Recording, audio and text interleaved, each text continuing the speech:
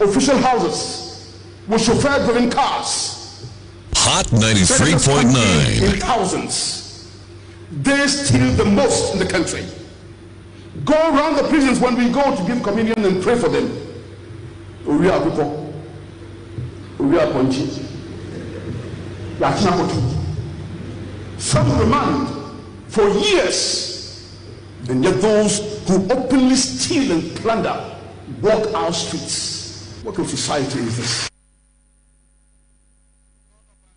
Are waiting for 7th December. Hot 93.9. We know the problems with trainee nurses.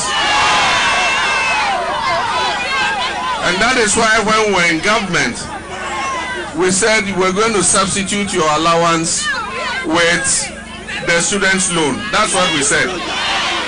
And that is because we wanted to create more employment for you. What is important for you is not the allowance, it is to get a job when you finish school.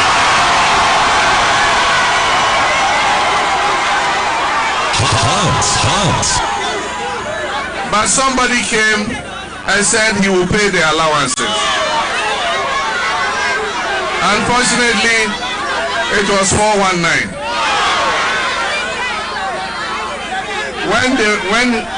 When he went to Techiman, it took a young, small trainee nurse like you to say that you promised us you pay our allowances. I entered nursing training 3 years ago. I'm in my final year. For the 3 years I've been in school, I have not received even allowance once. And you know what? They pretended like they didn't know. Oh, allowances, I'm not sure. I have to ask the Minister of Finance. I am saying that come and pay the nurses. You owe them almost 30 months of arrears.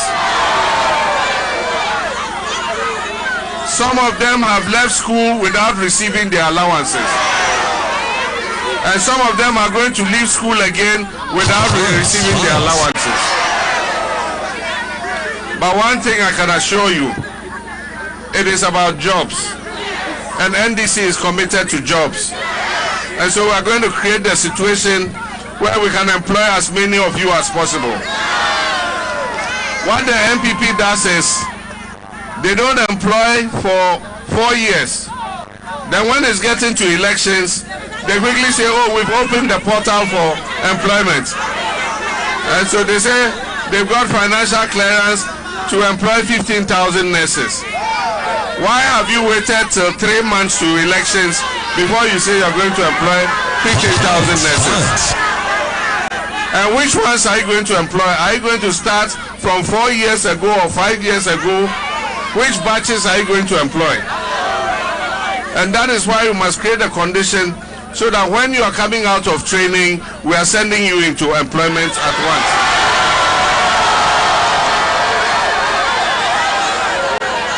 Ezu, I make you a commitment.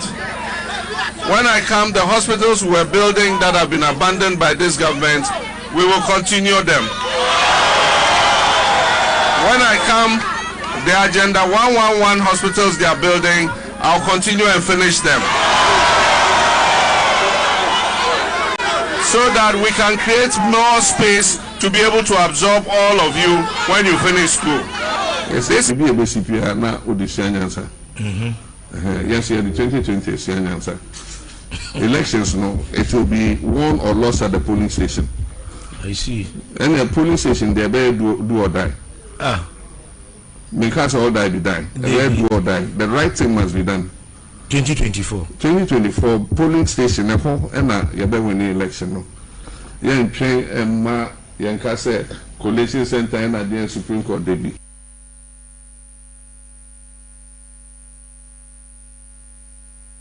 But very loud. The crowd very massive. Some of the 2 million now penalty bibia kata omuni so make sure almost say montana akunja so that it's a you don't understand, you don't know how it is to sit on it, and now montana so it is say wona me busa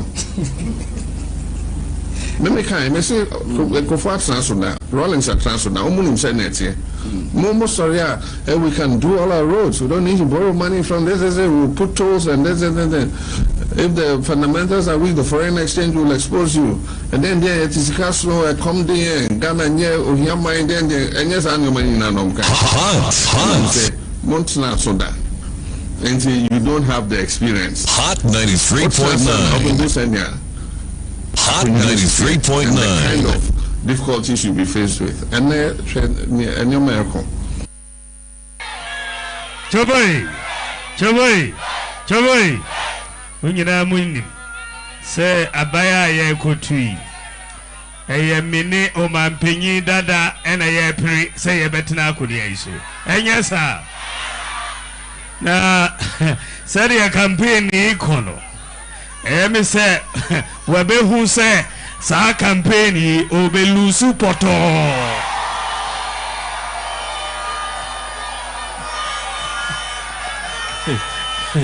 Enti bibi kakra na ni buefu. Na te say ene wako didi osofo ontem. We didi ahim for them. Well, the imams and them, well, did he see Jesus for and them? Or see, umuye hypocrites. What way be that? Saka say na penny dada stimikasa. Say, I am fool. Imams or so for. See Jesus, umuye hypocrites. What way be that? Now saying so did he electoral commission at him. And then so say, MPP government, a foolish government. Hey, what you way be that? Where a casa be free, penyin that in enum. We must have limited at least some standards of decency in the language we speak as politicians. Election year, enye ntem didie is about ideas. Only ideas are then you insult people. But who ideas are you present your ideas? Yet you are bold solutions to problems. We see a foolish government, but we have created more jobs than your government. We have built more roads than your government. We have built more interchanges than your government. We have built more bridges than your government. We have built more factories than your government. We have built more schools than your government. We have built more hospitals than your government. We have built more courthouses than your government. We have built more sanitation facilities than your government. We have built more astroturfs than your government. We have built more sports facilities than your government. We have built more fiber optic cable than your government. Hot 93.9. Every sector of the economy, we have done better than you. Now see a foolish government. Every sector, engine I may say, debate one-on-one. Many will debate. Uji Udia, debate one-on-one. Osro, because he knows, sir, I speak with data.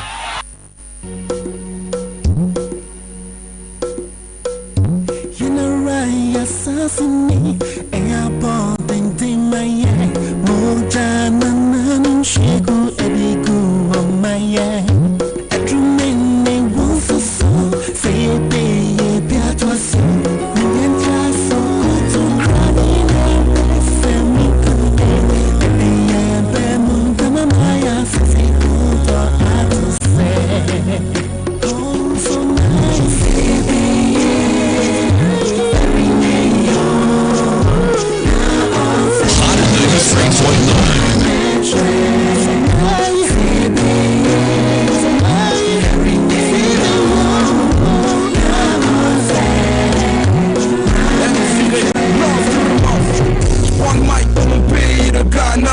One love on the mama Africa.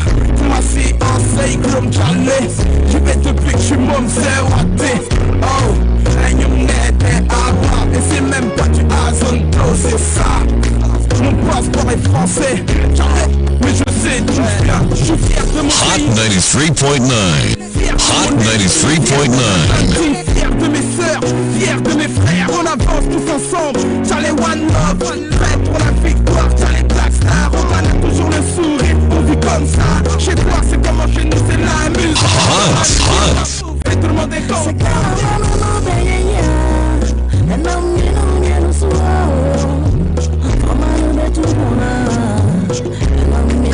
Kwa mani betumpo ya menumi enwa mani be ya menumi enwa Hot 93.9 FM so we wasu so wuti na menumi eno so nkakra be why mwa ni edo mu kikensi ya mama yetimi ayi na bia wo hye bia wo dwumedi wo so mu na ka ho bi why ya Dr. Funky to ya nurses ya soldier for ya na mekua for ya omani edo mechichere man be free baby man ye ma ye ni we didn't ya just once Dwene Biom so sabe ko se no na enkitan de pie na ekoso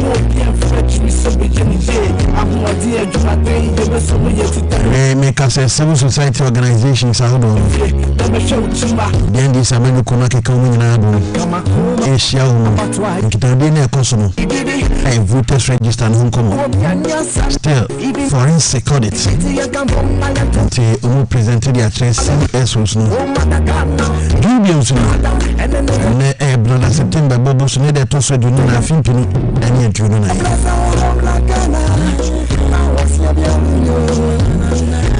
na before na the electoral commission obi akonya na to ma parties na etimi ene hihye gwa kwan so ballot no baabi obia beda no wakwa koyi na ko wi akire na se parties ni baabi bia da na baabi bia nya sisi ya etimi se enya dia ope komi bi ko so ana yes every kita we dey doso ye dey nyina susu be ma yes a man for with this spiritual meaning into especially numbers na parties ni parties ni numbers yi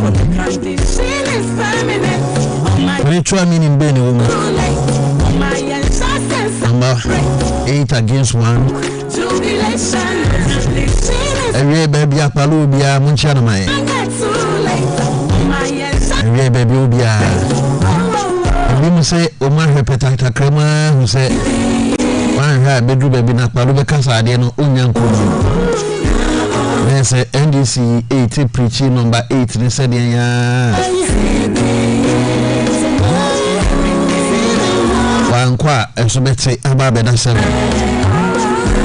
eno so asimbisa fufurana bese onu na dine hu at a point so kaso be kwa na onkwa ana but omu si there be we mafia ankasa ehum well last word I say mafia woman I say mafia nim wona e de spiritual meaning ebe wurem ana so bi ombeka say sunsun asem ana sunsun semti no na ade chiye yehu se eja ekroma de sunsun aboafo ana kasamafo na kokubo sam ade abase number 8 na NDC nyano a very dangerous number ade mawo a very dangerous number ade ma NDC amenuku NDC fo nyana se 8 na yakoda ma na nye ye de bibiri na sa ayi do standing a oyi number 5 ya ve ya odi 6 be dan ye 9 e be ka clear bi o ka say wo feeding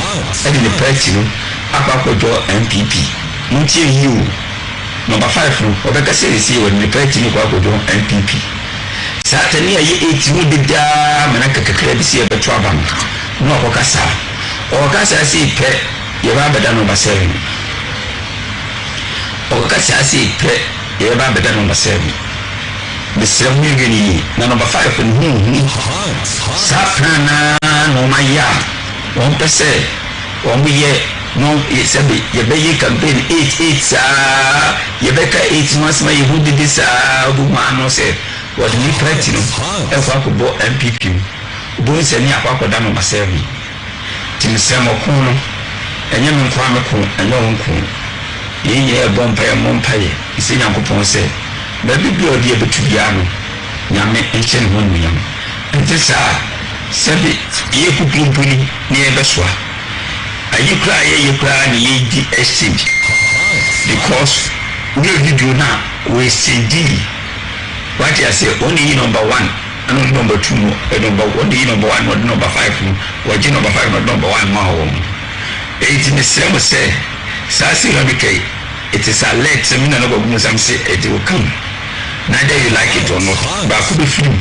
Baku free ma Satinia you did the 8 net say the whole Ghana or sa was in the party, the Quacobo aim. Mummy really was at the Mopam Sem. Ya really ya Jimuni ye. Media no Quapa and catch him. The Semuti sir, a weboya. Yanko Bibia who said, okay, so far, spiritualist, Nana Kukubansam, meaning are already into number 8, no, I don't know. But accusations ever from all angles. Say, Urakufia Palu. Adiano Abano, baby, I know Dano. Only Kuyi number 1. And what number 1, Echo J 5. That is what in Krofoka. Say per video a omu yebim but I know so waba say video no nipa bi no mote ono safo no omu yem before omu yem before samu no hu no nti omu yem before a de no betima ye de afa ho ono no number na okoyi no oyi number 8 bi atwa me dini nya enti so okoyi number 1 a on fan ko mu obi. Yes. Wakoyi number 1 na dia ode bemu obi. Na the LPG o se somiha na somiha Rakofi Akpalo and say o manifesto no kra lanche. Penalty en kai mo ha. Agya Wusu. Na what would you say?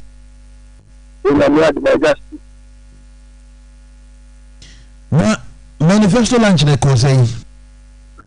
Oh, I find I'm sure. Hot 93. We must see the high school. I think that's of organization excellent. In order to fight. Okay. Me say then ya beje brena for ya policies because e bi o ho ya dikan de honkomo. Na before mo be call lunch ya na say mo be call lunch manifesto no. Na mo akoye balloting ewo electoral commissioner say after balloting say enkrofo accuse Akpalo no so bi kwat social media say Akpalo enkrofo shia wa homo minim so hu a dario we shall send money. Okay na dia na call so dan number be na wu ye is it true say was sound number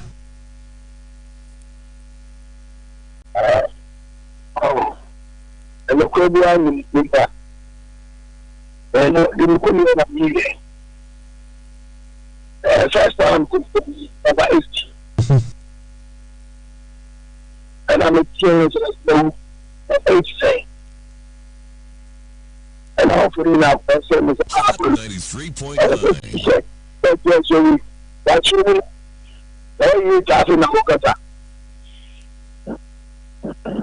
it is a qualification one and then 5 there's a 5 in there that's the name 8 and 7 Hot 93.9 it's really okay with maybe a million now we'll be out to yeah ono mo dem wa ono ese me na ko ni awa ana majimi ti na ba MPP na ono a creating Hot 93.9 ono kwa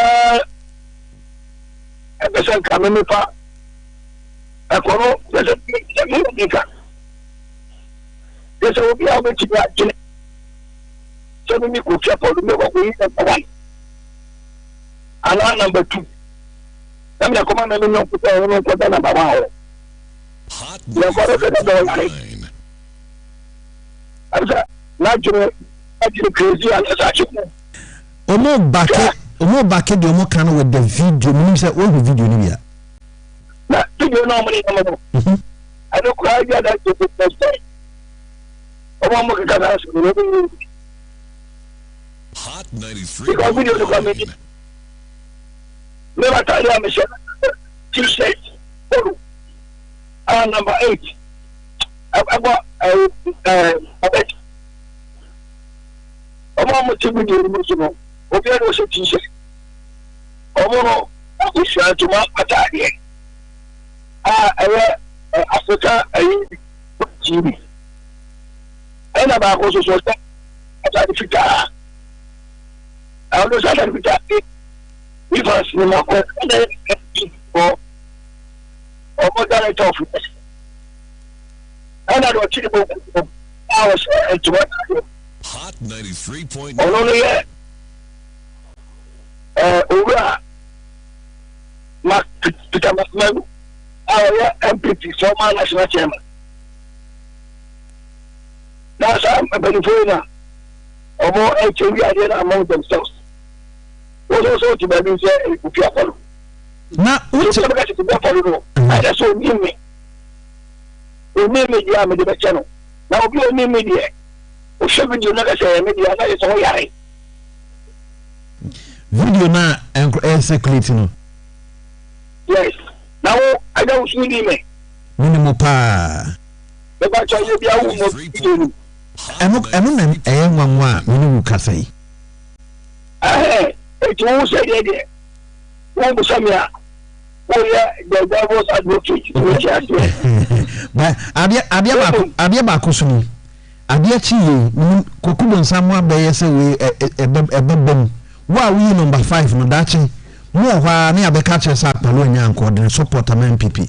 Now, baby, NDC for that.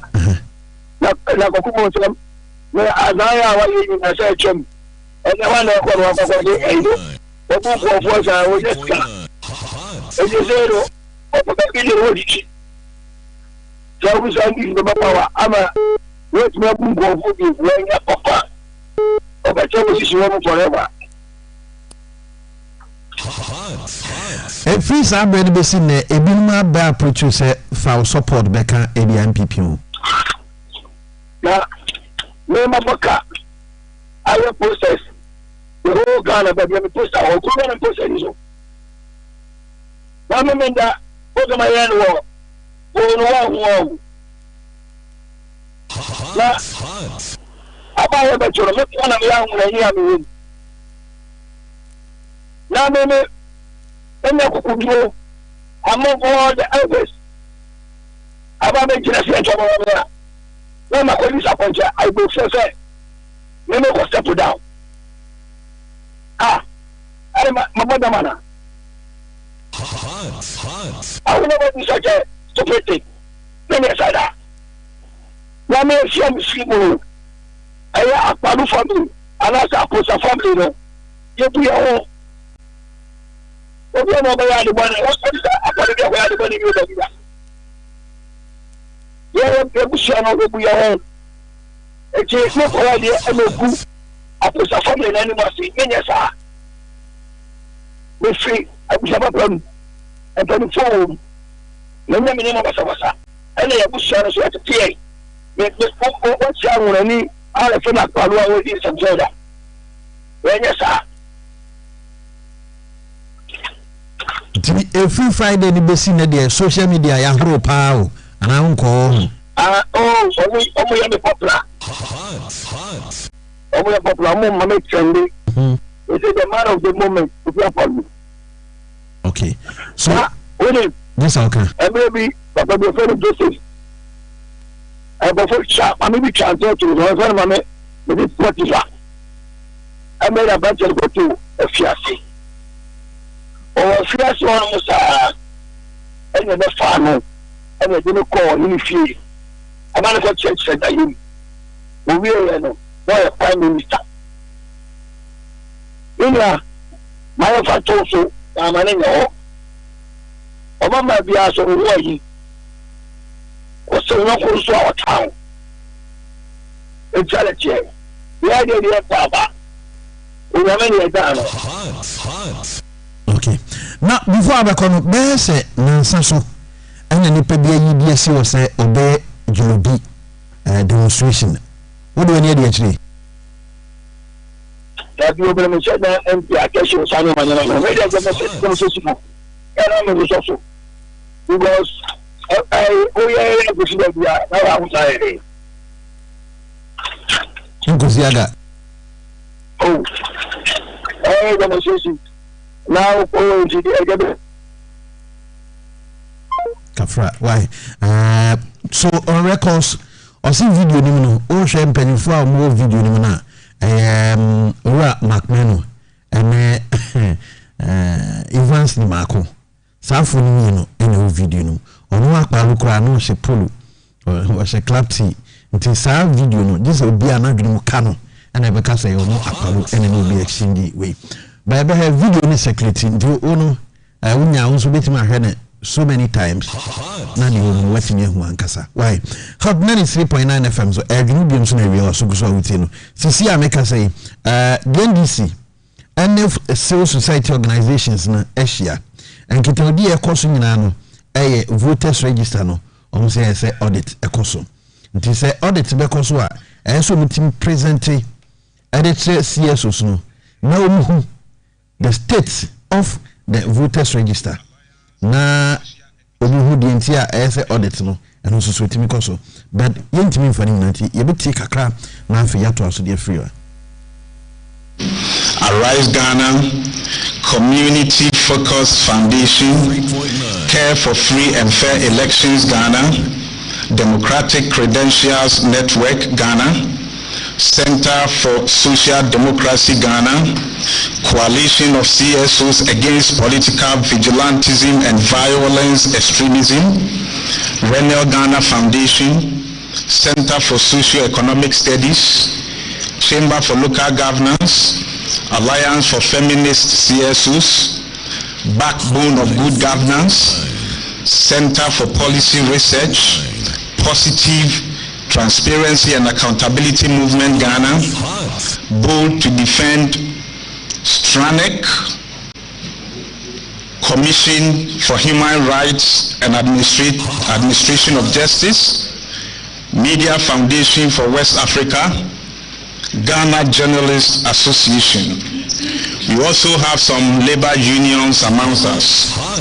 The Trade Union Congress, the Ghana Association of Teachers, National Association of Graduate Teachers, University Teachers Association of Ghana, Technical Universities Teachers Association of Ghana, Colleges of Education Teachers Association of Ghana, Ghana Medical Association, Association of Ghana Industries, Ghana Registered Nurses and Midwives Association, Ghana Federation of Labor, Private Enterprise Federation, Star Ghana Foundation, Ghana Anti-Corruption Coalition, Citizen Movement Against Corruption, Tertiary Education Workers Union.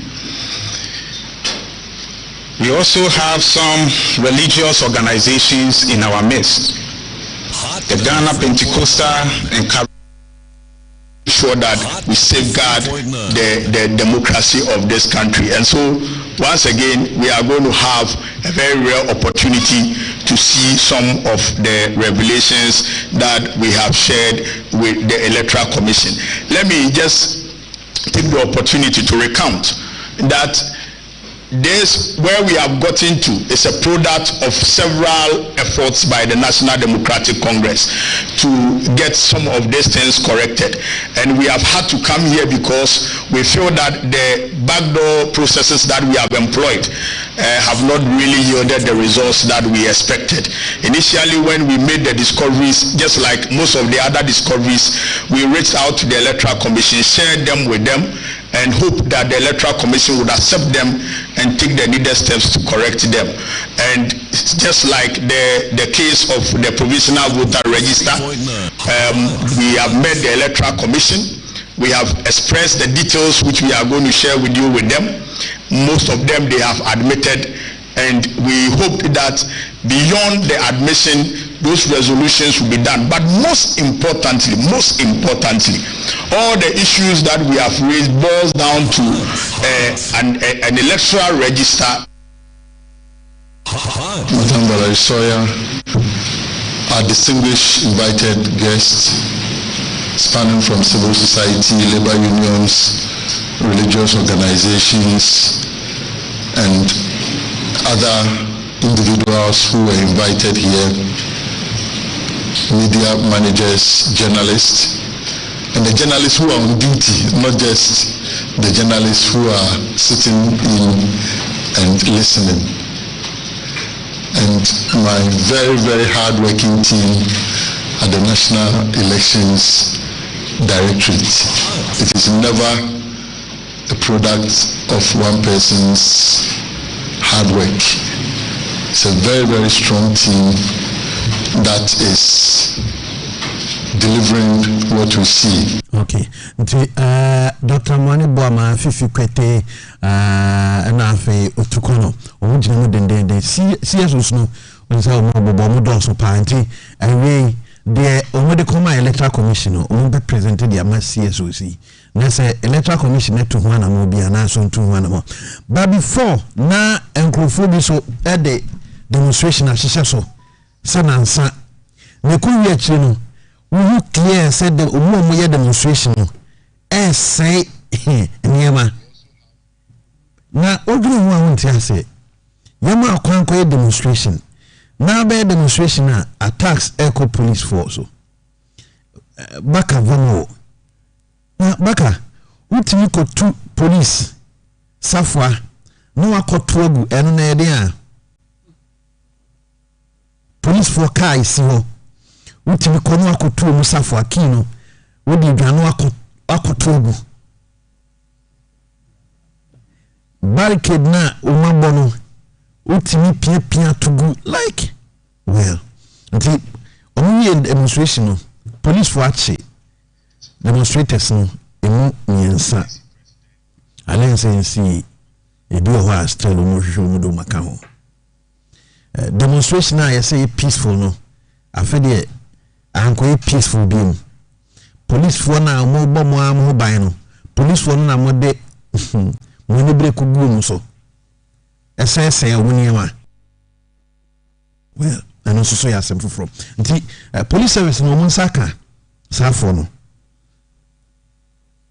nti de hono omunu mbeka se emra okrom ha emra ha pa emra okrom ha se na ye se mrani ha emra ha yes emra ha nti awie ya beje bra na afa de nsem nyina nso so go apono so na afa de nkita odi no nso so atumi abrew na ochira kosa movement for change awie na kan ho na afa osi movement omani abre papa sanso so na communications team member of the NPP Elpon Katamanso, founder of She Speaks NPP Irene Hato ono so watena se awa I think tawdi ni na so bebro so ko Facebook live fa comment into share page no said e be ya on sabetimi na asafofo so be ni biye Irene akwaba yeah no problem to say adumo so na mo gusu hen kakra e di radiance demonstration of how be na oh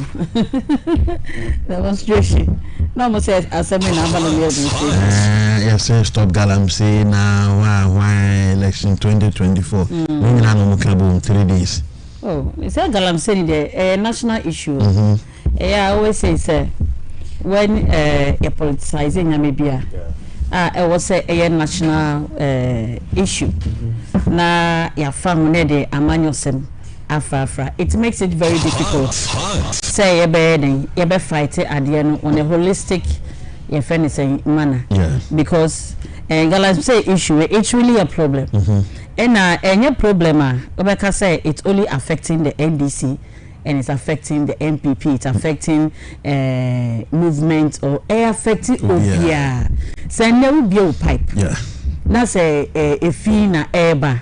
Me pacho yacho NDC room and yacho MPP room. Pipe no, and this goes into your body and na at the yara then abro.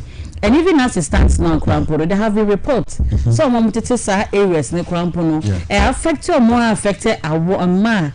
A manner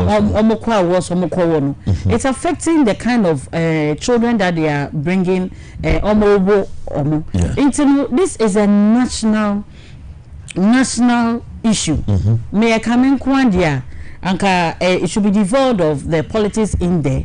Now you tackle no as a national issue. So if you are found, your friend is saying guilty of doing things that any say in the mining way, the law should take you on. They be amikasa omo di boni ankasa bebre ankasa no. Omo nya politicians so. Omo di boni no. Omo mu say we omo ko we politics then echie because ankasa ya politicize at the end of that into no nim say na ya NDC so wild so desperate. Opekwanya ba power. And not just say yan konkwa they take advantage of it. And come and almost shank of Fukutupan, and I say people take advantage and do what they have to do and hide behind them.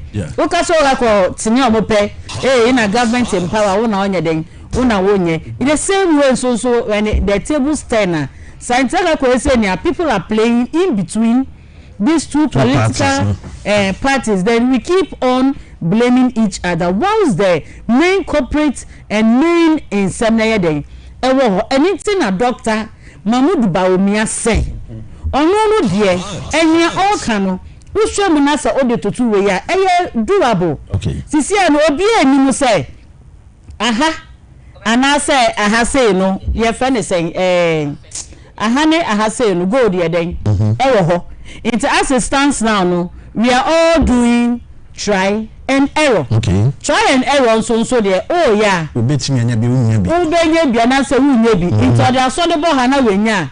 Na weja ho. Nu akotu different place. Into if you want to aso ne bo na wenya no weja ho. Wa say what? Wa say no ko. No ko. No man was area no. Omo no be affected. Say yare bi na bibi ba. Omo na be de. Into no Yam fa your friend is saying technology. Tell me your friend doctor your friend is saying digital. Yam fa technology. It's a US economy. Now yam fa determine where these gold reserves were ever. Into your friend is say hot FM hana gold wa. Yeah. Ya detect say hanyi na area hanyi na gold area. Obi entu fi ha. Na ya settle mu different place. So I have be concession into no bar. You regulate whoever comes in and goes out. It's a no sign, in a long term, no, a science, you need idea, and say any idea. No, you bet me, I recover now, but this is what Dr. Biom and the MPP is saying. Okay, so far, NDC for Muslim demonstration. More far, your friend is saying, solution. Bakumpo M.I. say, yes, to say, demonstration, I the money heading in a say no nearly ABC and didn't Sudan in your day and say more value behind your day and massa no the other say galam sense so crap but more time quapono mama sasso say moon to me your day and solve it. It is a and the president has even put his presidency on the line to fight this galam say it's a national issue. They should stop this of some year demo no fast solutions. Kwanye be to me fast so they are also part of the nation. Men China got to take advantage say and say and sana wa be take advantage as a mama me akonya no. Me wan akonya ya ma open. Okay. You to me and find then and solve the problem no. It's in demo na mo ye no. Say solution ni ade ka mo fa solution en koma presidents mo fa bra. Am say Ghana na nya ye so no. This is about individual affair. This is about the state of the nation. Also, it was solutions are President Anna saying this is coming from for the first time. Idea in the interest of the country. Okay. Now, we want to take advantage. As to say, and I want to say. Na kasa ya ne wo so background pona wo tumi nya den enja de wo se it should come on board instead of the mono mo ya na ba mo sisi and de koso mo nti mo na mo aban so ye na mo na mo aban mo ti mo fa mo powers ni tumi na mine de amono no mo fa no fight those people. Oh na say galam say you take it over no. The president was so clear on this galamsey issue. Ghana when they to meet the presidency atulai na komi oteso atuso say galamsey asemu e yade eha oman no nti me de egua na body amam say maintenance so me de atuso to solve it. They should tell us So it should tell you how president, this thing means to the government. It's no say we benya the will and now so whatever solve the problem no crampo and also we are that's the first step, and that's the bold step the president are then and we have seen, I mean, the your friend is saying progress the way the Edugugu Apremu to fight it, but we nipa juma COVID by empire so obi anhye obi se mepia be hwe sampa se obi anhye demu ana. Yes. But America not here. We say ni power bond. E be hwe say ampa se si soldier food na bond be hwe say bu se uniform ampa na. E ni pa hu adwuma. Itinu e fence be dia adwuma. We shouldn't politicize it. All hands on deck, all hands on board. So we can face this as a national issue. We should draw the line when it comes to politics. Where to because okay, where dear my farmer someone ye dey enko na yen solve problem so that yan kasa, because say ne in a words go betumi ato so say affect obi ampo. How long can that sustain you? Insurance so dey a necessity e ka wo for how long una what dance kamu emma ba kumpulo ti ato so for how long can they sustain you? And bacha make no say what you say in this feel say enedie say na say you encow we do you are in a better place to, I mean, provide or fend for yourself. I can who say ochina no anya wo enne no ochina ebetumi ayo ochina mate remember na yahwe after some kopeke number 1 no yasem ko ekura mu kurie mu eho me Hot 93.9 FM Facebook live would betimi document na to comments pillar 2 or say comments pillar 2 dome Kwabenya constituency or say for free senior high school and trainee allowances to continue in Ghana. Vote for number 1, that's Dr. Mahmoud Bawumia. Breaking the 8 is possible. Special greetings to Lawyer Makukwe PC4 Dome Kwabenya constituency and Hanabo Nana Amadukwa PC4 Okankwe North by comments pillar 2 and comments and do we free by okay. A champion Kaguchi Electric as a Tonsu station or say I am strongly appealing to Ghana Health Service to vote against those politicians or political parties who insult pastors, imams, chiefs and opinion leaders in the country. My wish is that former President John Dramani Mahama and his cronies must tell us his vision, plans and policies instead of attacking and insult. This is not our culture, so God will not allow insult to governance. Regards to Dr. Mahmoud Bawumia, Denu Kwakwapia, then Dr. Asante MDGH, that is gas and lawyer Nana J-Bar for okay messages near Motraso Kakrawai Dawson. And when you fit anyway for Samanka say, Ghanaians, if you want Ghana to develop, then what we need to do is to vote massively for Dr. Mahmoud Bawumia. Dr. Bawumia is the only person who can continue the good works of President Nana Dankwa Akufo-Addo. NPP all the way, number 1 on the ballot box. Regards to Mame Aidan Esiedu, next MP4 Ayensiano and Frank Esiedu Bekoyin AK Protozo, and next MP4 Suhum constituency. Okay. Teacher could do tribunal that say agenda breaking the 8. Agenda breaking the 8 fortifies. The MPP first position on the ballot paper serves as a safe passage. What God has ordained, no man, notable John Dramani Mahama led NDC can put it to ascender. Dr. Mahmoud Bawumia led MPP victory. It is possible, inshallah. What strategy does incompetent Mahama have to curb rising food prices in Ghana? Mahama, you can't use your 24-hour economy, 24-hour nightclub and Kokonketenkete to spoil our dear country. And because of your selfishness, okay. Message is now why no one can be so dear.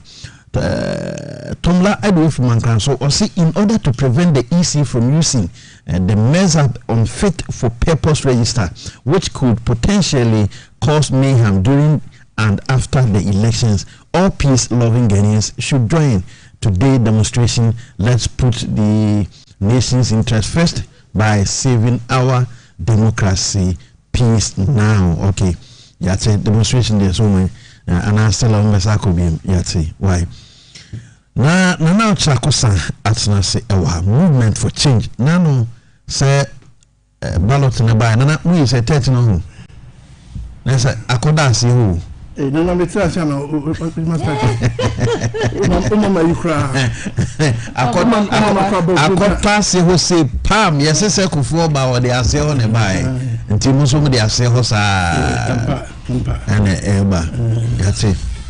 Nti yebehwe na Aaron say adem de Ghana no nimbe de unipa awto na ba ma no ti numbers ne ya na count to sa na numbers Hot 93. Numbers they count you sa make I say na make unit committee na some of us it was our first time. Okay, it's no more IAB pain I say she or say we pray first 5 day or so we so much basically this man no man not the whole 9 so say me could do 110 just say account in the sense say almost Canada was not really getting what they were saying because now it was my first time.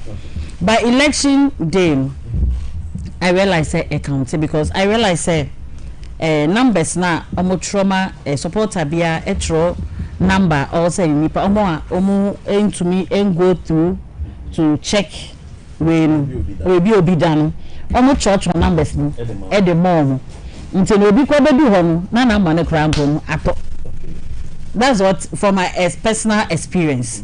It's a one I mean who said you not more can number near den account until say nipa ni do wa odu ona say people the money ato ono so krampo nim na so he or she is relying on the paper that have been given to him or her. It told you on so am say paper na and okoya no hu ya no see. Oh. Yes. And it's idea internal numbers no very critical. Because okona say one na ono ni sa time no wo trauma na oka so kwa 13 no ono just say ono nim say 13 na make akọ ede make akọ to say because ni baby 13 ni po ede ewo it no do a and say especially yen mame no sebio yen mame no the agent group no it ono okona say we are okoya ne o happen na what no oko into numbers need especially more in between to say 6 7 8 we normally no the first 3 and the last 2 okay na for my personal experience when you so for be the last 2 the last need the first 3 na much easier for people to for a certain age we no bracket na very easier for them to just vote on them. NPP here number 1 can be as well. Won't say nyame die because video appear say mo swap impo apalu thing 93.9 na say more desperate for number 1. Oh when him say e can say so be a desperate enye MPP say obi election e ba koi obi a desperate is not the MPP. It is a wish senior balloting na kasampo ekoye na osha omo na omo kasa bebe as if say agene kakoye no it's about them. 13 political party 9 political party others near say independent were there. Okay. It was as if say the whole process was about them. And we share obiani composure. Okay. No share MPP your composure. It should tell you between MPP and NDC the people were desperate. Yeah, me say nyame say obetu pun ewo weni because the entire crowd for watamfo enima first one we one exactly nyame say one eyo me say nyame say osirawa onko bisa nipa o nyame say die we boss odia my yes sama sorting chimun samfan guweti ego nyame say we ya odia itu nyano mu ye nyina sim say exercise mu omu say just NDC there dey biara also be a protein go futi They've never done anything crazy maybe about it. But me, I was very happy how it went. And I was happy to say, now your life. I will be only but time on you. Time ben you. It's almost no more cassa, no more work of faculty. It's like you and this your winning, and this your meaning, and this will be any paru na movement wo ho obia wo ho kamada ho pa say ina na yem na NDC4 S3 hot 93.9 asem we just say apaluko ampoka say aden no omenini ewu ade ana it never happened. We all saw what happened. Okay. It's na made there e ya de nyame asesa to ama MPP from day one. I can't tell you from day one, yes, some are ye can out to say any edition. If you made the one, ebe crown, so the same P. I'm Uncle Phone who say MPP is the only choice. Maybe also see MPP is the future for the country. It's one idea. Yes. Nyamia shout to ama ye, was shout to ama doctor. Was shout to ama ye parliamentary candidate for na. Was shout to ama MPP. Was say victory na den. At one my into the yemu. Was asame air course okrampo no. Na I mean we were very cool. Asame course wo share ye fe say honorable Menua. Not to share near course apart from ye penny back or sorry ya. Okasai patro unsa na ya agitation bi na mo se yan fire fa ne sai poli da ba brand yan so ngu patro yan mo kan me patro yan pipi na kan ma to odrobo ne na odia ese de wetu amina say o tanfu mo be to me nyakopon say amina we dia be da saje say Spotify anyway what I say it's no sa na eden eto mo me breaking the 8 ho aduma no ma ba beje patro mo to menje breaking the 8 because they're breaking the number 8. My dear, breaking the 8 no no baba boama ye juma ye easy. Because here from day one, ubi sa Colombia or kwanzo say breaking the 8 how much? What say MPP? It's 8 here one person we behu. 8 here we behu dey say na 8 ben. Because we be 8 ben na be breaki. E fa 8 ko 3 baby. Now you say about so 8 na to so na obo don komi and am ntuma 8 o and ntuma 8 na o shem kenati break 8 simple so wo di 8 na so so obo don komi say ina 8 na wan kasa de wano akondem 8 na wo say wo de wo mpani wehu 8 a wo chi say wo behu you don't even see it. You have condemned it. What do you egu fi? What case number 8? No. Say every people so we break 8 papa ben. Yeah. Si say what go say 8 say 8 number we me who 8 yanka say me share number. Yeah 8 no juma how many years ni? Just start the campaign it's been months. Even years. Yes. After 2020 election. And yes I say ka break the 8. It is a lot of picking break the 2 months or less than 2 months to election. I'm going to be him. Obian is 8 in the MPP. The Obian is 1. Abeya.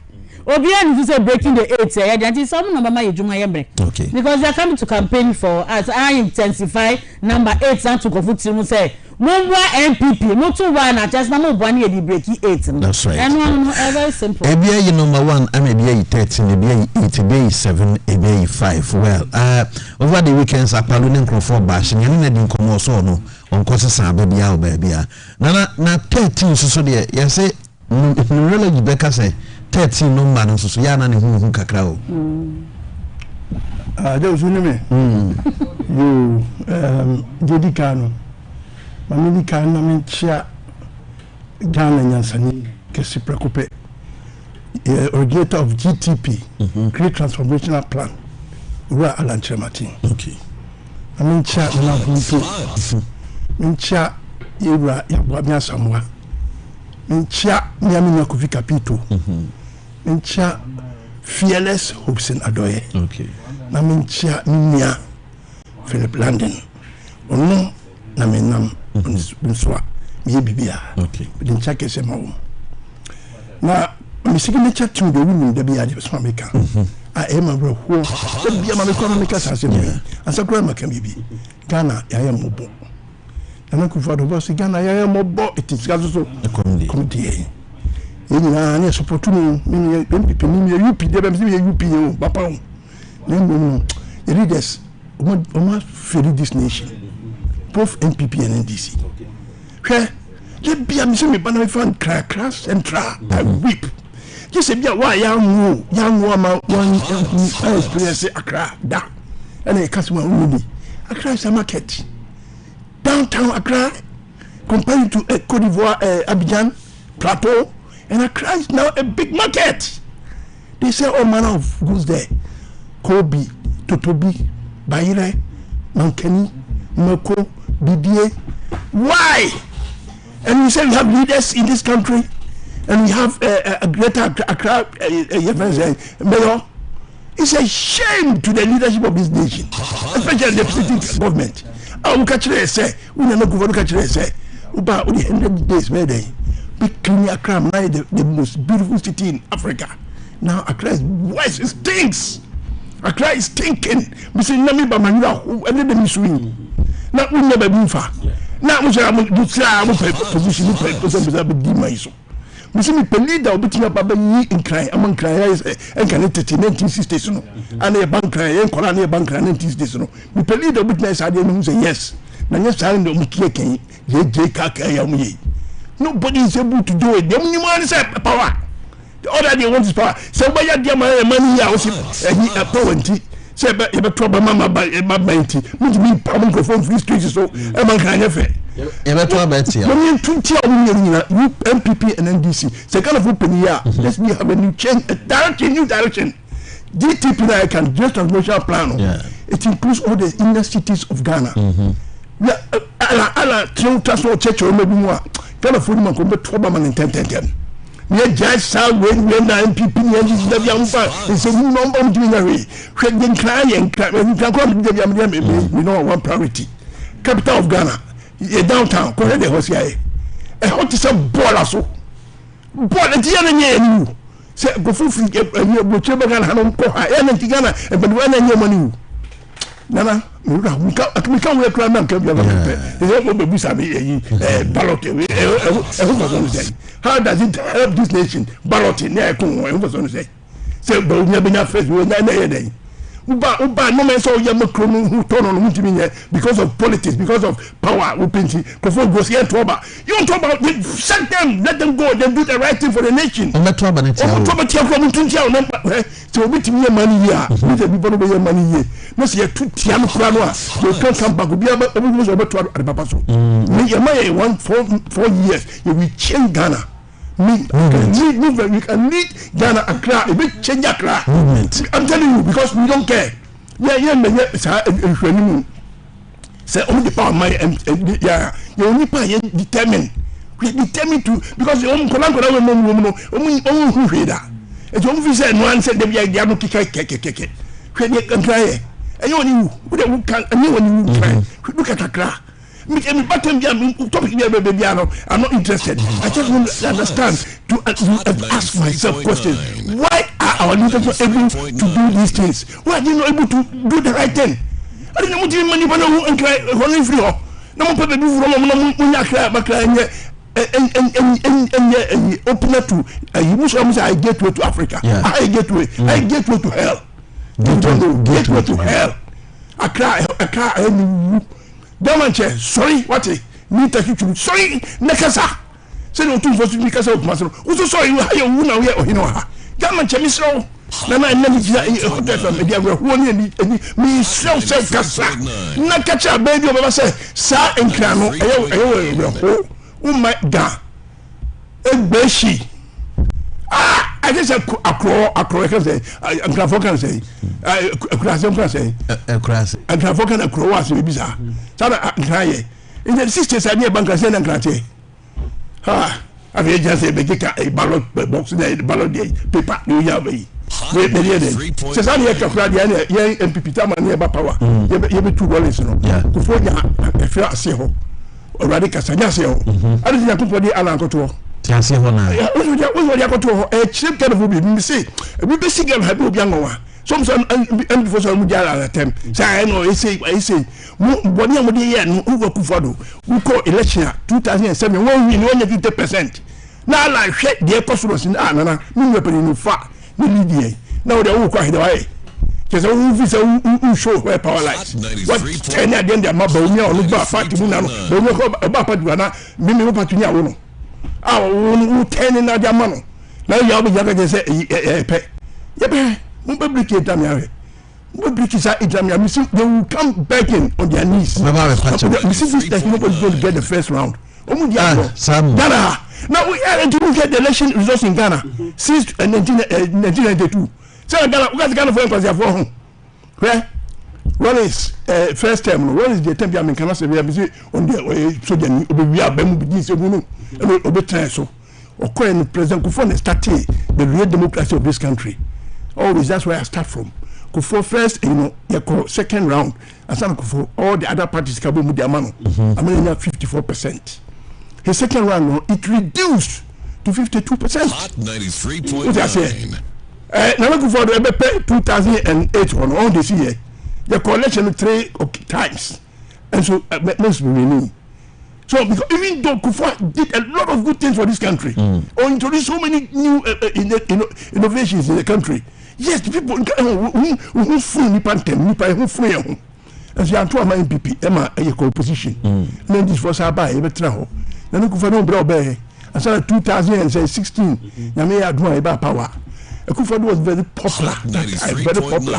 We have massive vote, 1 million votes. If you see that, so just say, or buy now, do 4 years, obey re-education, yeah, you saw one this one for Twitter. Now, I'll dear anymore, yes, I don't mean my people. Oh, she can only see here. Oh, second round, no. Mr. Biam, so we can be and so be a TB, but didn't make a win, make a win. But second of only a TB. Second one, only second term, 2020, no. Only see here. So I can voted, they nearly voted MPP out of office. But now we say Akufo-Addo no plenty, and we now Safa because they so Tiba 500,000. So that's here because people were getting fed up. MPP anyway, pay way, not only yes, I know, and be a quantity on party. You won't even kind of create a party, Contomponi, and yeah, any bread, and no MPP. And okay, yeah, permanent MP, that Aroma can make a mere opposition. All this year, now, not Mahama, we are near Kanasama, Mahama, where incompetent, Mahama, there be a massive. As we can see, there be a competent, who America don't pay. But he managed to hold the dollar to force it 50%. For that year, very incompetent. He managed to let the petrol price stabilize it. Where you need Muma, you need some 4 MPP, and some 4 crowd for years in Kutaye, Coquella, Signasa Kuta MPP. You buy the other see. Don't I could do. Now, with the guy for I don't know MPP. I don't know what is getting into their mind. Most of my party there is a break in it. I mean, yet full, it's not complete. All I know, more color, the evidence only 1% of MPP vote for MPP in crisis. 1%. We know more than that, but we catch on the because second time Grana of Akufo-Addo idea first time no second time Grana Obeban had one see Ghana they never voted him out then now Ghana didn't amount for Akufo-Addo so Akufo-Addo now in the year abase you to abamano mo dia gro na mo dia gro ti sa ballot box on can ballot in no can me say ento aba say never to aba dia ne e be kwase ho because Akufo-Addo first time in power no yeah you go to asia ho no binya you to asia ho no be win power no you to asia ho no be win power no that's right Ghana is going to turn like what it happened in Benin Ghana for on be check political parties in Benin MPP in this nyansa that's right na mami kwa na mani na me dey u rat me sir mami wani see me I'm not here to castigate any party or anything but no no MPP and NDC they don't say it. They are not able, they are not brave. And then Ghana said no because of some political parties. I said Ghana is no more is only here because of political power. And I make a strong cry. Muni party forces here, new floor. Me support to become sick. I'm to Obama MPP. So if you want to take a decision, say ye nipale fro na ko takradi kuma si mi pale na ko na mo mi se ma catch ni person movement call for say we not talk about my MPP if they are able to do it they will not be able to do it because they know if they do they are going to fail more because already people are going to reject them. They will reject it. Market on the MPP can never win this 2024 election. They won't win. But they don't unless well. They will punish them. There are say in front of Kwabna Otsri Akosa movement for change na on second biaso election 2024 and yeah see how movement why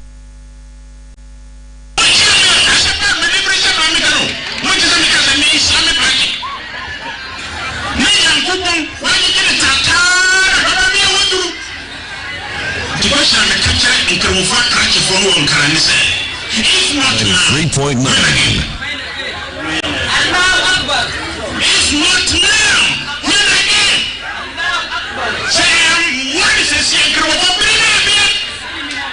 There's a kind and feel yourself to be never. Yes, I see a money. No. On the 7th of December, I am Biomia. Make a ceremony.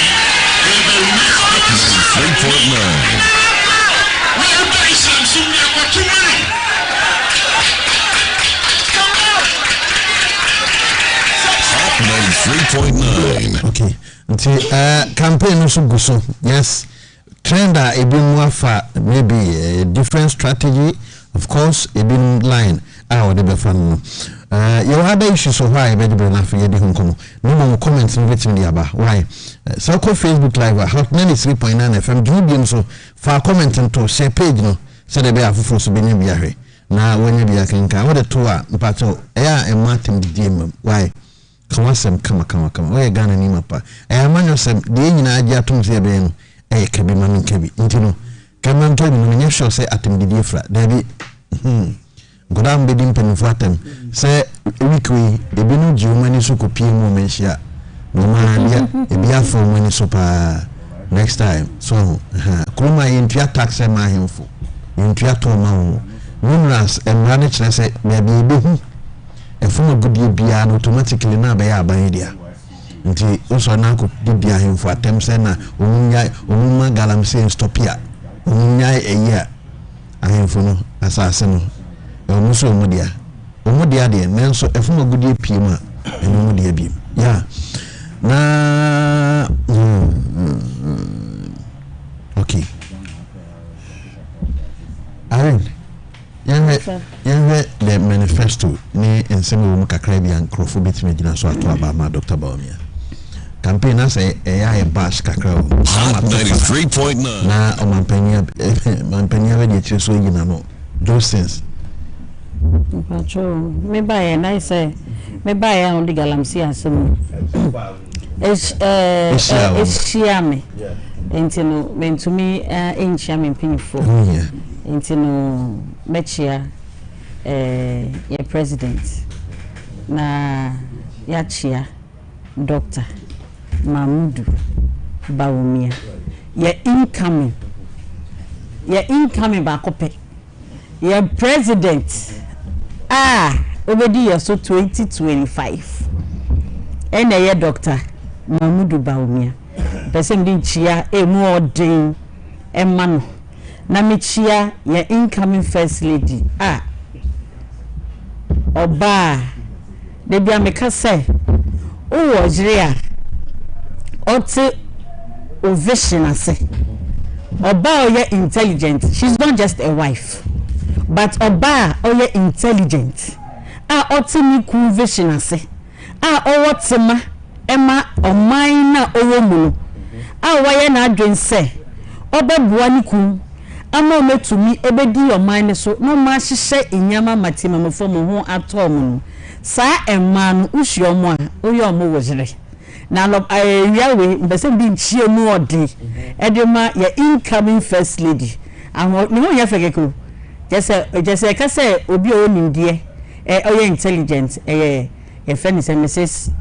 Samira yawe ye de nchia emu odi the man me chairman mpanyifo me constituency me chairman me secretary me PC baako pe Honorable William Ofosu Asante 32 years ewo Kpokataba so NDC atena so 32 years ubi so mo say ede no maye akakoye twemamentwe agenda 111 ya enam nana ado eso enam MPP so a yetumi aye bi wokponu Samika chose na omaye hu ntokwa je so be kokwa people jan mu twa pictures omo say omo na omo ye do me agenda or sometimes some of the things they are very laughable okwa about debate over who did agenda 11 and all that enam nanado ni MPP yen hihye pa ye de gugu akwam se pese constituency bia na say district na say region bia omo he ha omunti no nti na ode agenda 11 na ba ye constituency en se tumi ade akebe nti no edinchi akese afipo Kpokataba so ede ma the seat of government na mechia me papa ba akopɛ me papa ma die nyina Mr. Nanaya Sapo Ojubi mechia no coming back to near Ubisa o say ye manifesto say yenya akwenya me papa ebai wakasa bebre you see movement your party bia ye MPP for but they left to more movement it say na ye party members ena then maximum sana mpese mekano is not say movement in a party on its own in sometimes no omunsem bi no keka bi wo ho a eya na metiase kaka say yaudie bi den ewo ho but see ano I think say ya pass our stage of yaudie no you see I can't less than 2 months for an election and this is serious business patriotia say and yes say serious business say power na say to me be keke na nipa ye den it's about the future of the nation all kasano I'm happy he attests to the fact say Nanado the president has done well in the first term mangasa kan say MPP den it's unfortunate say what happened had to happen and no campaign impose bako cheche but say yeah party ways I think say should still be an can no burden over to me here because I say na question no be san on no akwa agenda on no akwa topic na wa be cheche when as one can na about 85% is about the MPP into the mesre omo say ya play your audio stage you should face the reality and campaign on what if anything oba obetumi abeden ababaye the reason why nti abese ma wakonya no na bra na bedi on mine so but attack me and all this and some people like us we won't be dragging because it is not the time to less than 2 months I feel say I be church ya DNA what happened and all that in panic we should just go straight to what we are here to talk about as to our manifesto ni there manifesto there very clear and obia eyewe ya na ya church mu nyina ya pese ye nyina no very very inyama ebeboa Ghana going forward and as I said the whole world you see baby we are say kono ebi mo say reset ye ko analog and say ye ko say you see ano ewi asensenya kono ye ko yeni it doesn't also say nyama bidumu wo ho a yentumi end and as nyama bidumu wo ho a it's not going bad okay patro nyama cannot say dey bia meka say as you are growing and you are going forward you share ade animu kina sesan dane no I remember when we wanted to introduce free SHS introducing free SHS even before they introduce kwampo no the doubt were there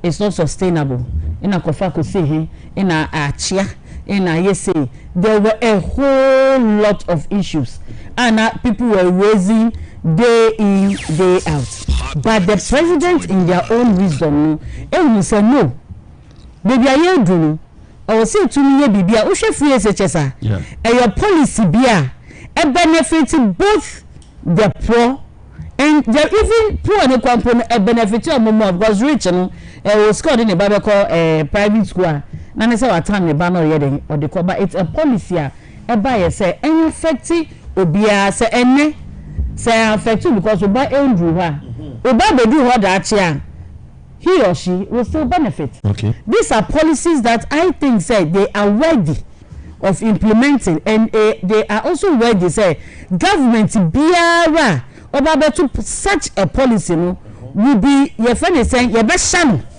So anya all these are policy way. So example they say before your friend is saying free maternal care or the buy. These are policies how many years now for SFA or minor 8 years. Office how many years in it? And these policies are still there, and Tinubu are still what? Enjoying and benefiting from it. These are things we are talking about. For the other things that Oka say, Accra and all these things are there with us. Yanka sound so as citizens, no, as so dear, and we also have responsibility towards some of these things. Because yes, I don't go far to two and also money almost ensure, but it's also mandated on we the city. Yana yakti adenu, yana deni affecting and directing. We also have a responsibility towards it. This is where I always say, yeah, politicizing the beer. It's not those who have to be responsible for the things, you know. Or now on ye, ukokaya pursue abain, ukokaya also political party.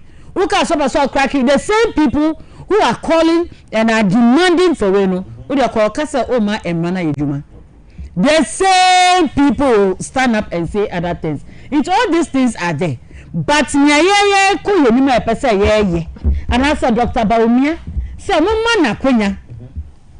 give him the opportunity for him to continue the good foundation that he has laid. I support. What's your port? I should say, your friend is saying, duty, payment of duty. Then, as it here, then but he came to my constituency and he said something that I was happy about. Man, I'm sorry, Kasakeko. Before doctor will come and say something, say, this is what he wants to do. No, on my young research, on my shame. So on himself, mine being a successful. Obetua no mo alcohol shame ABC, and that is the best approach of implementing something. Now why you be done ono ne ho na obesua senya nipa na ye otumi ye ya de ye de ejina ye obe pense mu ahye ehun se ade wei omu ye ni sei no ene na ye den abra eti omu wei na tumi ye den ejina sa no. Into the Nobam constituency, he said, they have gone, they have research. No, say, one of the country, on the port, very way, like charges, ni bibia, phone, Biom economy, my country, no, I escaping, but I'll get it and let you have it. Also, they went there. He went with his team personally to go there, to research, to ask. In what you should not be a Google Aquanu. In a way, who say, see a port, the flat rate of course, a flat today. I can't calculate. I can say in a point 000333555. We go so Okoha, where she say, Okoha, where she say, now for that, I am maybe car there, but one can say calculate due to the Mawa, due to the Quabro car now, or the other, or the banner so. Into woman a queen. Oba. My mom will fluctuate. Say 5%. Una ode the buy you. 5%. E pacho. Pay system we. System be you na ope. Obe see a call reset. Na your friend is saying flip we say forward dey see okwa portal. So we come document and this also digitalization into no. Oko hospital crampa. Ye kwa true folder. Ye be shame. Hey, what's the honor wa come at yes you show folder. See a bill will be because of digitalization. Yeah, doctor, etumi eden. Asem we make sure that it is working. The other time Uber driver be a fan. Maybe son says Uber app you see.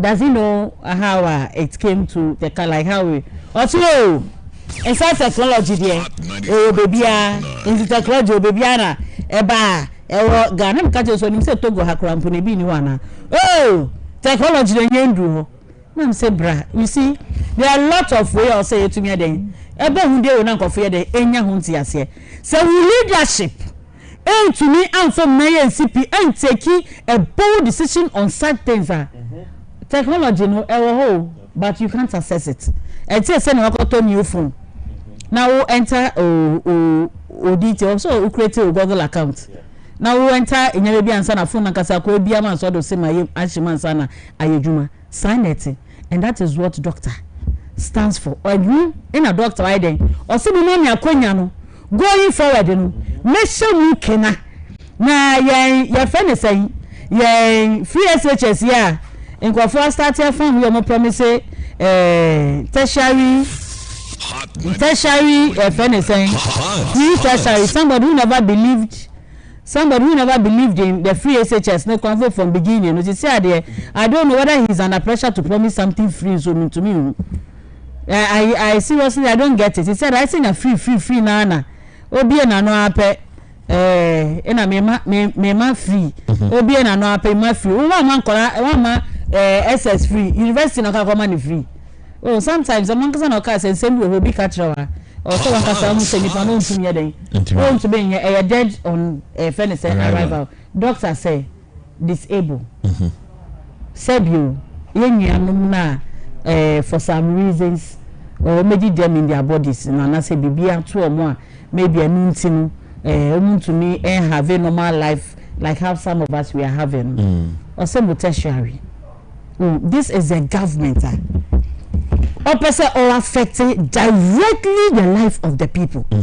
And free SHS is there as an example to look at or say someone na kunya na say obedi mu animu a me nuanu ye fe ne say modi dem ewo mu sabio modi dem ewo mu baby no me boam ewo mu tertiary ye fe ne say education me pamocho no pay president we ya and na president Biom na mo pay for the challenges every government be a new about because of the challenge when your movement say how your member besisa we need for 4 years 4 years member besisa mine for 4 years as at now apart from my manifesto launch GTP dada. GTP ana mo GTP ana mo no exactly it's no yes 4 years ena omde baba sisa Ghana ni se ni okasa Accra enyama ye wei akakoye wei ombe klani nyina within 4 years mahama na ka nasem asem wo no bi ka kirewa wan kasa to obu na hwem sa asem ani peke 4 years ya okay ebeye possible ana doctor say oba walande kama doctor say oba asem we doctor ka na say MPP ye ka ye dey campaigner then people who don't do na almost else sometimes na me we kakra because sa abrochi a ye dey yahudu to abrochi ina abrochi kwa abrochi a ina abrochi ko tade a ina abrochi ye say abrochi no credit system no mi si ho me patcho me bo ana madam fu bi Germany oba no ori ni we na to the ticket nyama otoba nyina anko fofo say otoba nyinya no kwa akakoye adwuma dey etu aka doctor say mama na akonya na oba ebi nkwa mponya say oba oni kwa ba sha simple ansa na waba okay so obema yenya de ben credit score so that enya fiansana these are things that on daily basis no it affect the life of the people bi wa oni enya me bi wo because so gade sika bebre na o face ke na dokoto e fe ne say ade no atego doctor say obema system no emu ayede to the extent say o credit score will determine whatever you buy ado de nya ni sawa ko shop you pay A B C and D we are here ya the amount ya title every month. These are things this and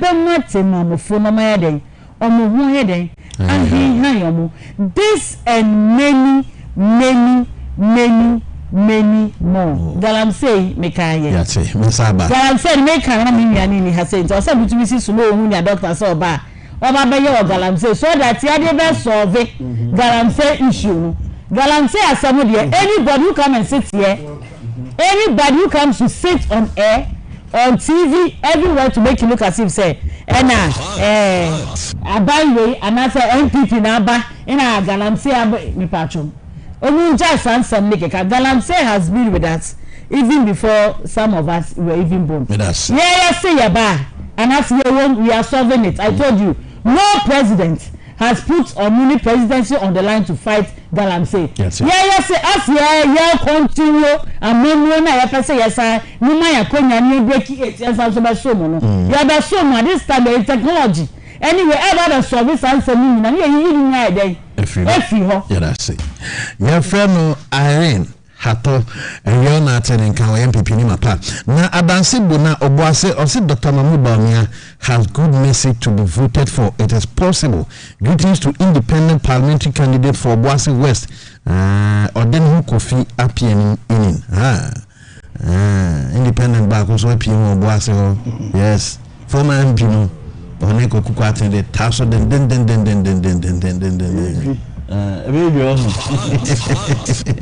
hey asemu sa ade because you are just talking so let's the true no so when I realize that so just say it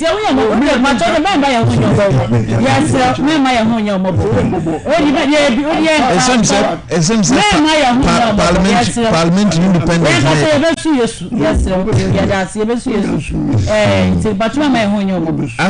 as a parliamentary independent here also na you say when they can say John say you to abanya you to abanya na say obi baby odina yes you know democracy they practicing you can't stop them so whoever say or faith constitution allow permit here oh say agron here enwani fu it after election na afi asem what dey for GTP na oh you know something you can say back on what my sister said okay we keep comment be very unfortunate say bitterness be obi anya bitter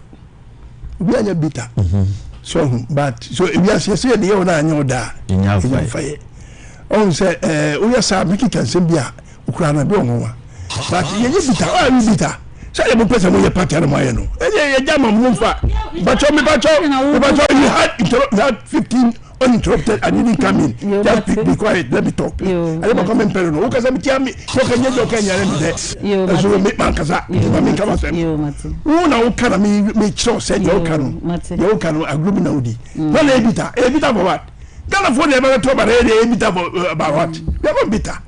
Yeah, no crane ya ka. Say me catch say you be you know. No go for the buy. Catch say obi guy film me bona. Now it's not a fact. He said it. But has he been to do? He hasn't done it. So he is still there. If you can get him this year,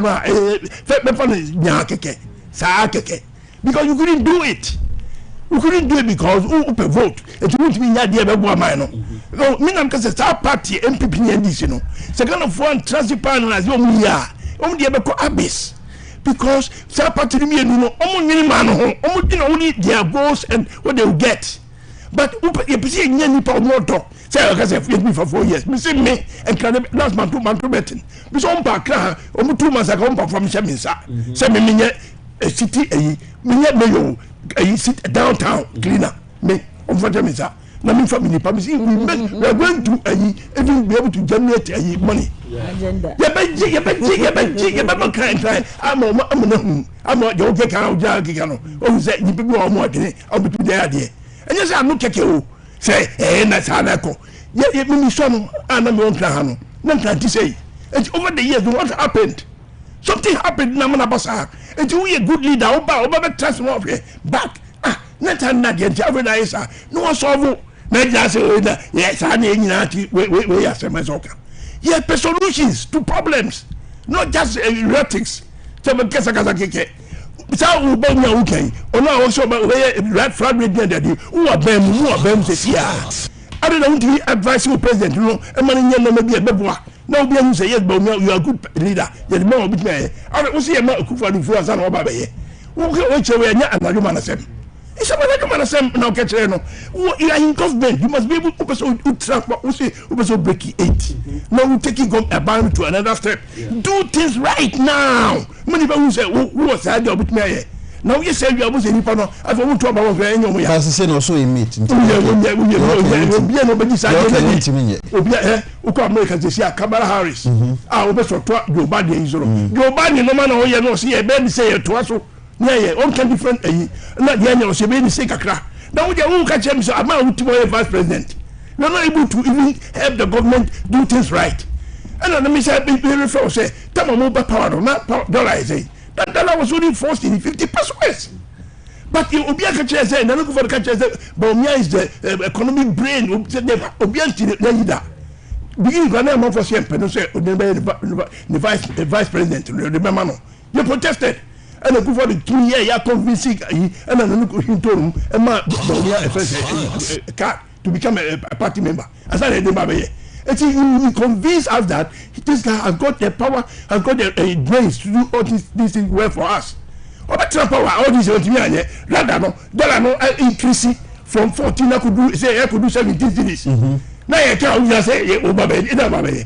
Petrol by now, how many are competent now? The time you do your body to petrol now 14 cities, and I say 70 cities. Meaning, oh, Salami catches the Ghana for no, so who cross here now? This is the way Ghanaians are going to vote, and then they will get cannot. What do you party? Do we say no? We see Ghanaians are going to teach these people lesson they will never forget, including even MPP people. I'm very angry and bitter about this party, but it's easy. And yet is as a canoe. I was breaking the easy now. We don't see mark it on the wall. Me doomsday, but what I see and what I hear from people, no, what all public like my Kobe MPP, they be not me here, you know, say, we need to area be. We need to area be dummy, and how I hear MPP for stronghold. And I'm so yes, so my crack. MPP no, I don't for say, oh, I am me MPP, me, my participant, and my go for my control, and I'm sorry, I'm you may be on the hobby. Say, most see an hour MPP more, an hour, but no, Chief, get me and Kola group together. I was a new town, Africa group is a new town. Union as in Busia. It is a most similar what 10 who are Miss Opotono. So we now tap with Panacha, Miss Opotono, because I'm so I've been Papa Emma Mino. Many of one call area how all year, you know, say, and they say, people when you say, only a cousin, Mrs. MPP was a bazaar. Mamma no grassy. You wouldn't yanka. Really for them here. No more friend, no more. So more she need the Muya and what? Most some of the crowd before more chances. It makes people angry. MPP before I'm telling you. Oh, and someone gets a siam, so because me with the batia. Oh, yeah, dear, my was being to do at them. But you are making it look as if I'm in Jamaica. I mean, what are you telling me? A 70-year-old man sitting here and lying about Ghana. I said they were independent. Oh, me don't need my time. Who need my time? I don't make listen to me. Listen to my time, but what you said is not I will not say it because if I want to rebut it, you will not like it. Because you are saying, sir, let me hear a friend say, you need a answer. I will give you an answer. Oh, Rabba, listen. I'm tackling an issue that yes, it's true. Forget about it. Yeah, you will not such you will not say, you will not say, you will not say, Papa, because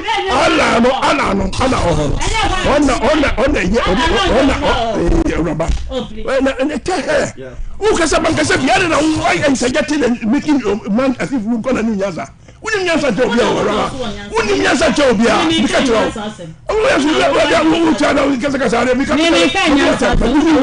We see someone who can. I'm not prepared to rebut it. Hear me. Hear me. Okay. You can hear me. Yes. Because it's not important. And then we issue. Also on this respect. The issue is that we are telling you what you can do. Say what you have done. Yeah, you are in government. Do it. You don't tell me that, but who want to come about my baby? People ask you that question. They will still believe that you are in government. So whatever is going wrong, we are part of it. If the country is sinking, but we are part of it. The country is sinking together. Allah has left the party. He is not there. He is not there. Allah is not there. Munamo. Olivier Daben. You see, we don't want to go.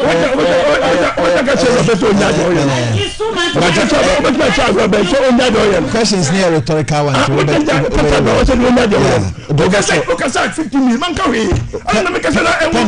Paper. Yeah.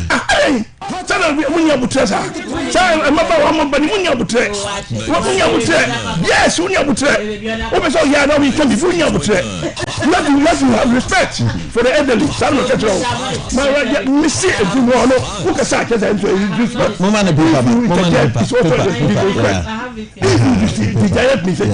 We don't know. If I'm talking, because when you're talking, I mean what I word. Mama, why are you interjecting me? What is the meaning of that? Okay, me say, yeah, GTP no kurano. I'm not making to say, yeah, GTP no kurano. Intercity and you can say, you feel good to handle any commercial, you know, it's part of it. Yeah, plan is say a bar. We are going to make sure that we declare the debt. We say it mean, every single part 2 months before I'm saying me, and if you don't come here, you go professor be you free because it's thinking now.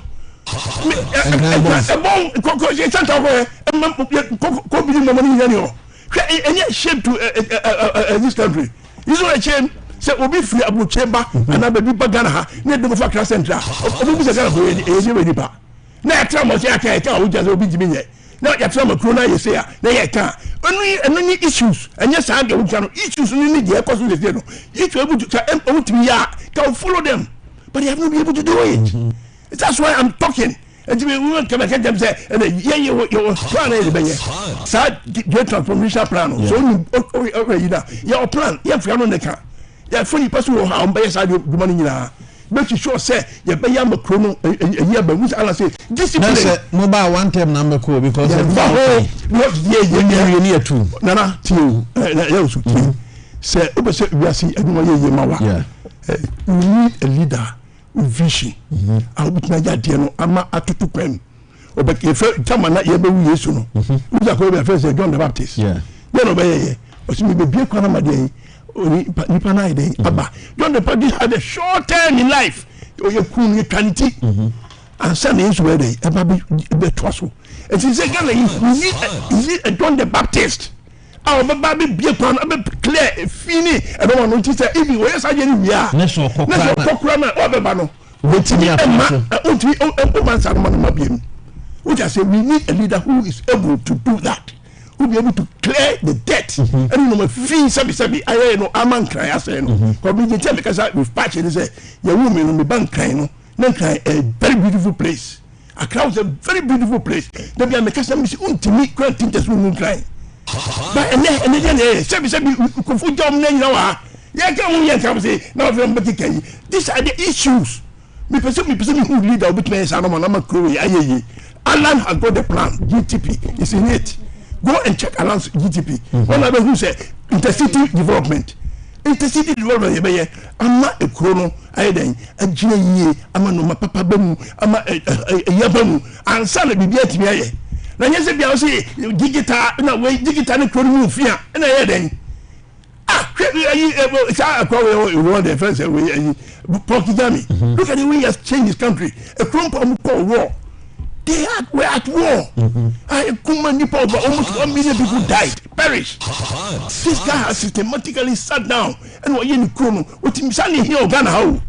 Here, Ghana leader witness had and said, Pokidami, and then leader on the because I say, I'm not democratic. This matter, the democratic he has done it. He has done it. So only democratic from here to about. So America says, Ghana, democracy it is killing this nation. Because the killing nation say, Omuba, it's as a more political power near your Mupentino, and over how Omunye. And you don't can you tell me, I mean, from a small Nepia. I said, no, because Madame for in the St. John's when I'm so yet a small, you know.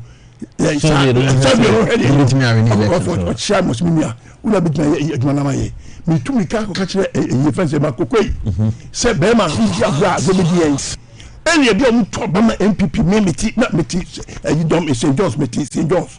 Oh, Namity. On the bed, feeling on me, or one of St. John's, or Namity. And see, any hurry, yet to a bar, say a nipper to a 2,000, a 1,500 between my MPP. Okay. We can't say no quiet, 1,500 to a bar. What have they will struggle to get even 500? I'm telling you, because people are hungry. And so, I'm doing it for MPP, so you don't know. Because me too, me NDC new, me NDC new, me UPN, the UPN be an old tradition. Delivered to MPP. I'm not an NDC man. Me enemy they say NDC better power. Okay. But enemy yes to say MPP anya no yama akobasa. That's why I'm with Alan. There's no way say me tell say NDC never power that. Never. I'm not thinking like that. Me UPN mapa. You woman UP ho. Me be 2 years na nam. First say business me na me wo. What you say? You get me na kwadu ni na o the prison you saw you. What you say to me a part of Bava Koto if you na me tie. You couldn't fear me ba uso money ni me ba akoto we no me ni say. Nti me UPN mapa. Nti me no I love the party. Yes the hotel no. So I love the party, but some particular MPP where you know. I said this organization party, and I am here. Because for years and a party, we can say maybe a bitterness. And yes, I'm a party here. MPP is always go by. It's a traditional party. Tamo a first Congress. If say you call illegal, he won because he was the only no Tigana or Tia Rollins.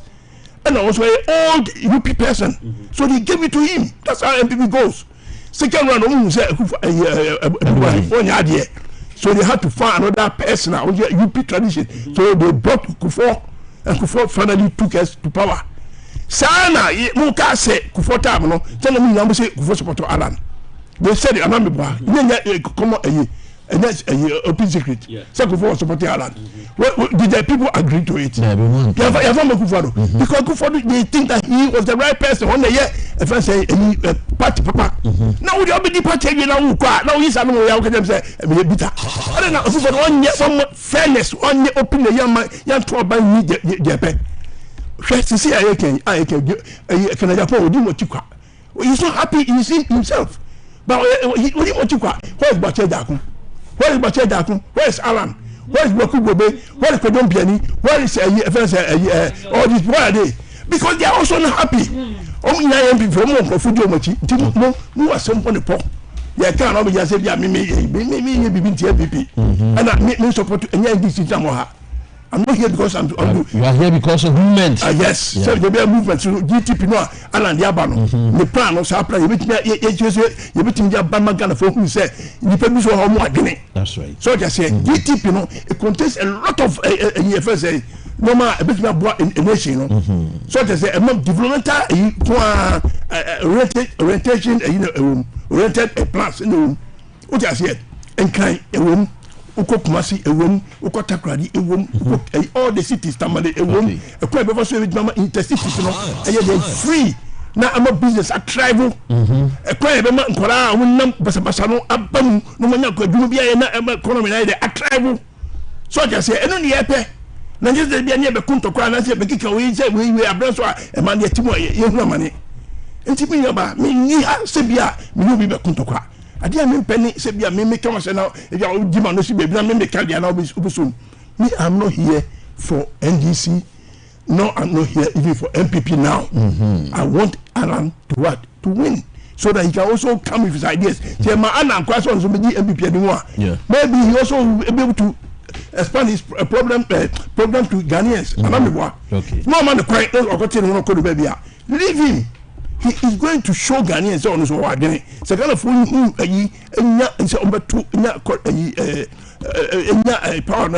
how do you say so kind of for look, try a new person to benefit Ghana. That's it. Because the benefit Ghana said the same problem was in Benin.